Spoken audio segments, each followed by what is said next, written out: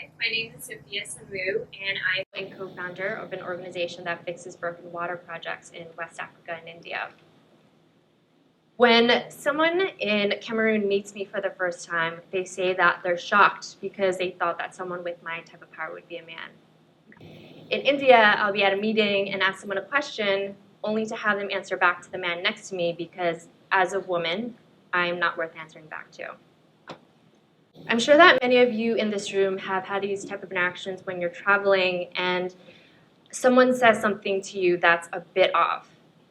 And you either brush it off as cultural differences or you take the time to explain to this person why what they said would be considered strange or funny in the country where you're from. Now, imagine having to explain this to someone every single day for the past 6 years because you work in a country where it's unfathomable that a woman can be the CEO of an organization that has helped over 80,000 people and manages a team of 20. When someone in a rural community meets me for the first time, my appearance is as stark as a lamb leading a pack of lions. In Cameroon, a person of power is usually a tall, overweight man whose wealth is manifested by how big his belly is. Everything about me communicates that I can't be a person of power, and everyone I meet feels the need to point this out to me, either out of surprise or shock. In Cameroon, the women I work with have been destined their whole lives to be married and to be the housekeeper of their homes. They have to cook for their families of 10, and the men and children have to get the best servings of food before they're allowed to get their share. On top of all the housekeeping, the childcare, and the cooking that they have to do, they also have to tend to their farms and carry gallons of water back and forth from their homes for hours of the day. The women who decide to veer off this path aren't respected for their decision and are seen as forsaking their responsibilities to their families.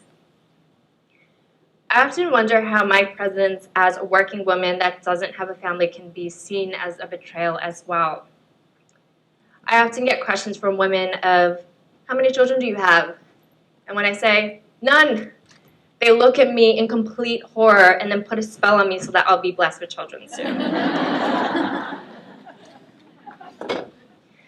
Despite this norm, I've seen women who crave more than these household roles that they're born into. I've seen women lead 100 others to carry materials for project builds. I've seen primary school girls proudly declare that they want to be a lawyer when they grow up. And I've seen women nominate themselves for leadership positions in their communities. I can't take credit for all these women I've seen rise up, but maybe in that moment they felt validated or a little braver because there was another woman in the room who was a leader herself, and it didn't feel as taboo to announce this desire out loud. My relationship with men in these communities have been completely different. Men view me in a different light. I once had a man announce before a meeting that everyone had to lower their voices because my small female voice didn't project when I spoke. I couldn't quite figure out how to continue with an ounce of authority after he made that announcement in front of 200 people. But from that point on, I taught myself to stand and project when I spoke so that no one would call my voice small again.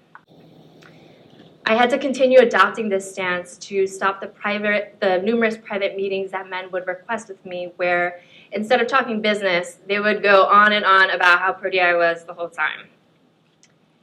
In order to survive as a leader, I could never let a hint of my womanhood manifest in my mannerisms, my tone of voice, or my choice of words. A while back, I had another instance where I was attending the funeral of a close friend of mine. And I was in the village where he was being buried, and after the funeral, I found myself hanging out with a bunch of his extended family. We're all sitting in this circle, sharing fun memories of this person we all dearly missed. As the evening continued, an uncle from the family came up to me and said, "You know, since you're not married and you're a friend of the deceased, you are supposed to marry me."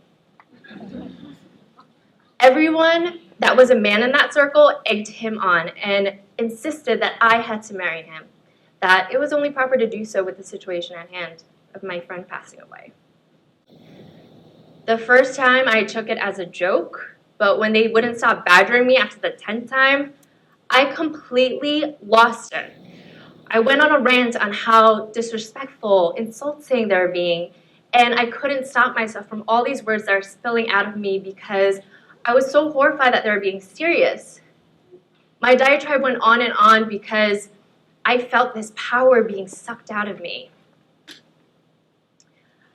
I was so confused as to why my identity as a working professional in the community quickly switched to a woman who needed a husband. There's nothing creepier than a group of men staring at you intently because they truly believe that they have the right to choose who you're going to marry. No one even asked if I was interested in the guy, because that didn't matter.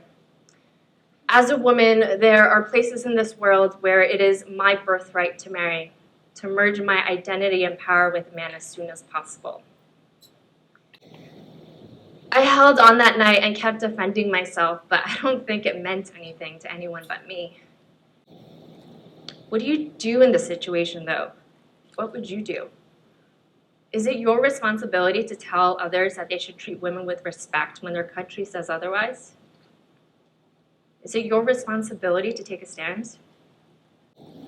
When we see horrible acts of violence and news of discrimination against women around the world, and we tell ourselves, I would never let that happen to me, or why isn't anyone taking a stand? Why isn't anyone defending these women? I've come to realize how incredibly privileged we are to ask these questions and make these statements.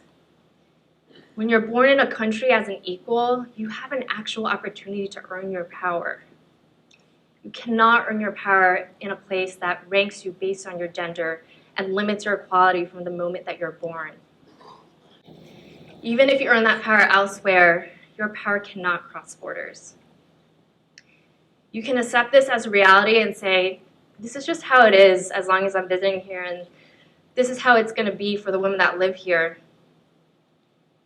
But the truth is, the moment you accept this undeniable discrimination, you are complicit in furthering it.